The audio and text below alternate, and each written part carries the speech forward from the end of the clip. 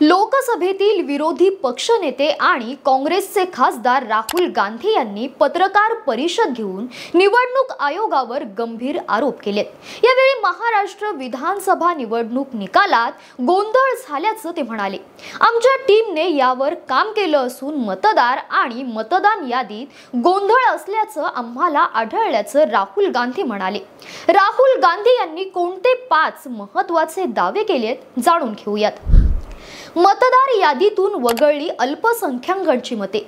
महाराष्ट्र विधानसभा निवडणुकीतील मतदार यादीतून अल्पसंख्याकांची नावे वगळण्यात आली आहेत असा दावा राहुल गांधी यांनी केलाय। महाराष्ट्रातील 3 मोठे पक्ष निवडणूक आयोगाकडे वोटर लिस्ट मागत आहे, पण वोटर लिस्ट आम्हाला उपलब्ध करून दिली जात नसल्याचं ते म्हणाले। महाराष्ट्र 2019च्या विधानसभा निवडणुका आणि 2024च्या लोकसभा निवडणुकीदरम्यान 5 वर्षात 32 लाख मतदार जोडले गेलेत। लोकसभा 2024 आणि विधानसभा निवडणुकांमधील 5 महिन्याच्या कालावधीत 39 लाख मतदारांची वाढ झाली। मग हे 39 लाख मतदार कोण आहेत असा प्रश्न राहुल गांधींनी विचारला।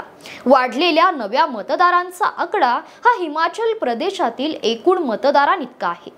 महाराष्ट्र राज्यातील एकूण मतदार संख्येपेक्षा जास्त मतदार का आहेत असा प्रश्न उपस्थित होत आहे। महाराष्ट्रात प्रौढ लोकसंख्येपेक्षा जास्त मतदार।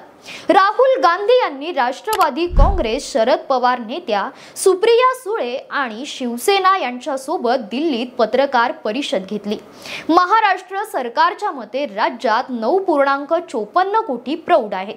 निवडणूक आयोगाच्या मते महाराष्ट्रात 9.7 कोटी मतदार आहेत। याचा अर्थ असा की आयोग जनतेला सांगत आहे की महाराष्ट्रात लोकसंख्येपेक्षा जास्त मतदार आहेत। हे कसं शक्य आहे असा प्रश्न राहुल गांधी यांनी विचारलाय। निवडणूक आयुक्तांच्या नियुक्तीच्या प्रक्रियेवर प्रश्न। पत्रकार परिषद घेऊन राहुल गांधींनी निवडणूक आयोगाकडून महाराष्ट्राची मतदार यादी मागितली। निवडणूक आयोग आम्हाला यादी का देत नाही असा सवाल त्यांनी केलाय। आम्हाला मतदार यादीची संपूर्ण माहिती हवी असं त्यांनी म्हणत निवडणूक आयुक्तांच्या नियुक्तीच्या प्रक्रियेवर प्रश्न उपस्थित केला। निवडणूक आयुक्तांची नियुक्ती करणाऱ्या समितीतून सरन्यायाधीशांना काढून टाकण्यात आले। निवडणुकांमध्ये पारदर्शकता आणण्याची जबाबदारी निवडणूक आयोगाची असल्याचं यावेळी राहुल गांधी म्हणाले। याबाबत तुम्हाला काय वाटतं? तुमची मतं आम्हाला कमेंट करून नक्की कळवा आणि अशाच माहितीपूर्ण व्हिडिओसाठी आमच्या चॅनलला सबस्क्राइब करा। धन्यवाद।